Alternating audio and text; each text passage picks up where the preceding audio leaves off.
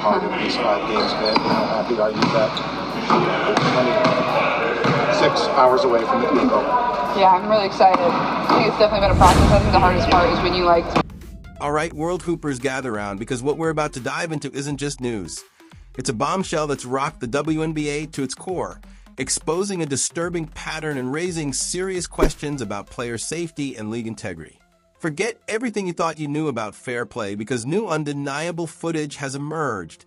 I'm just going to, reflect back and appreciate everything we've been able to accomplish together. What will you remember from this team? I think, And it implicates a Connecticut Sun player, Jacy Sheldon, in what appears to be a deliberate, targeted attack on the WNBA's reigning sensation, Caitlin Clark. And the worst part? The referee standing right there did absolutely nothing.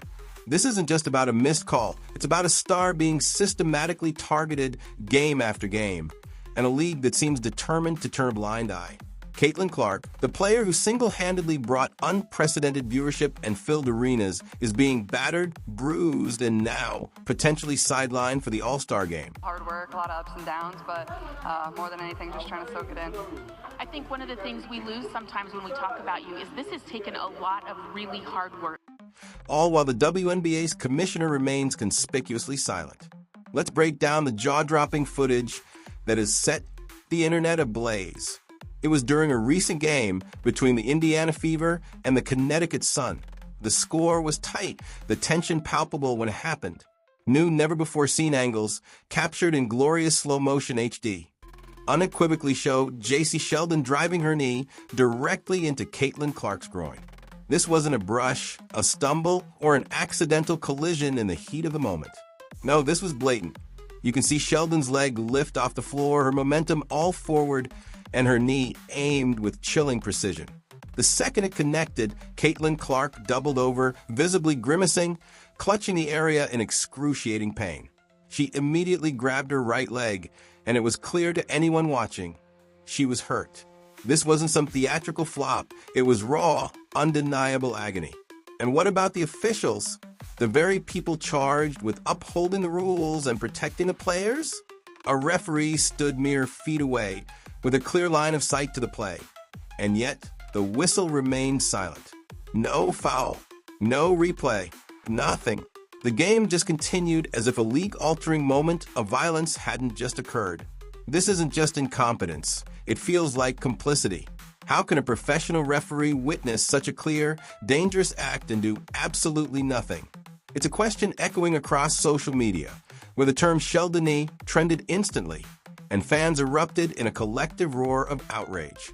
This incident, however, isn't an isolated event. It's the latest, most egregious example of a disturbing pattern that has plagued Caitlin Clark throughout her rookie season. She has been on the receiving end of hard elbows, blindside shoves, eye pokes, and now a direct knee to the groin. Game after game, she absorbs hit after hit, taking brutal punishment that would send most players to the bench, while the WNBA, for reasons unfathomable to its burgeoning fan base, does little to nothing to protect its biggest asset. Fans have long suspected a fix is in a tacit understanding that extra physicality against Clark is not only tolerated, but perhaps even encouraged. This isn't gritty defense, it's punishment. It's an attempt to intimidate, to send a message that she doesn't belong. And the referees, by consistently letting these dangerous plays slide. You're not patient. All right, fire away. Welcome back. Appreciate it. And you said that you're not patient. How hard have these 5 games been? Are enabling it. We've seen Caitlin pleading for basic calls, arguing for fairness mid-game, only to be met with dismissive gestures or even warnings for technical fouls. It's a bewildering double standard that screams of unfair treatment. Even Indiana Fever coach Stephanie White has publicly acknowledged the different standard of physicality allowed when it comes to Caitlin Clark. But still, no action from a league. No accountability. Not a single statement from Commissioner Kathy Engelbert. No consequences for the refs who repeatedly miss these blatant fouls. The silence is deafening, and it sends a chilling message. Caitlin Clark is fair game.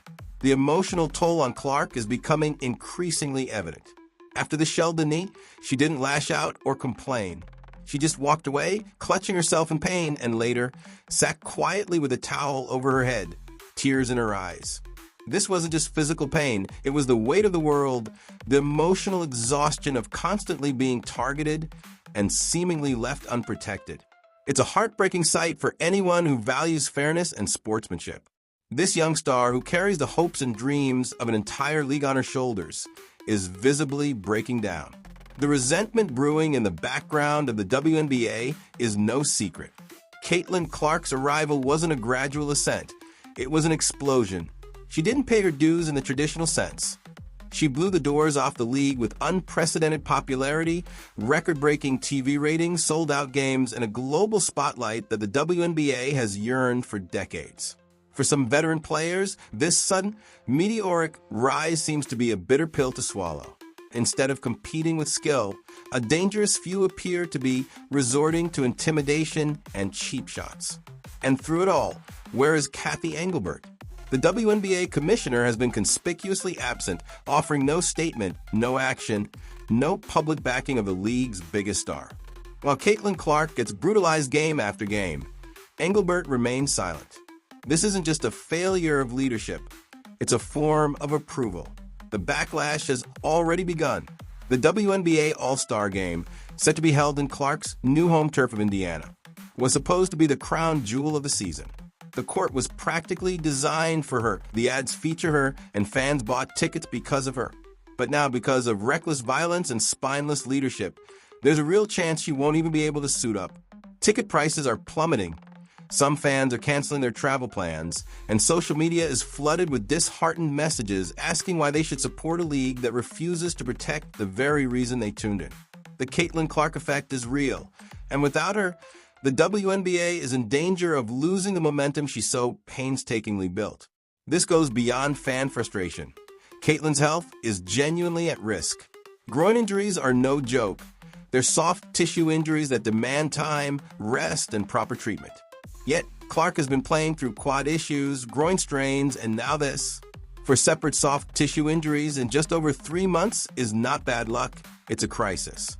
Every game she's limping, every time she hits the floor, fans hold their breath. She keeps going, keeps smiling, keeps playing, keeps carrying the weight of the league. But how much more can one person endure? World Hoopers, this is a pivotal moment for the WNBA. The new footage of the Jacy Sheldon incident isn't just another injury. It's a crack in the foundation of trust the league was trying to build. A league that finally got the spotlight it always wanted is fumbling it by allowing its most important player to be targeted with zero consequences.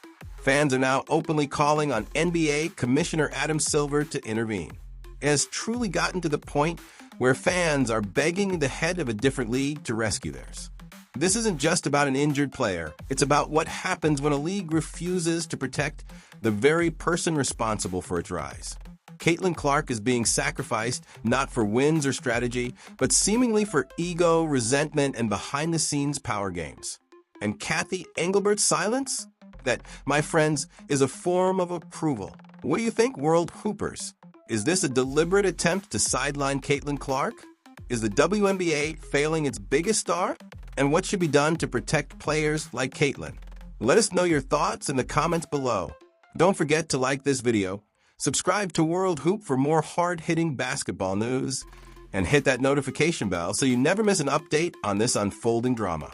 We need to keep this conversation alive.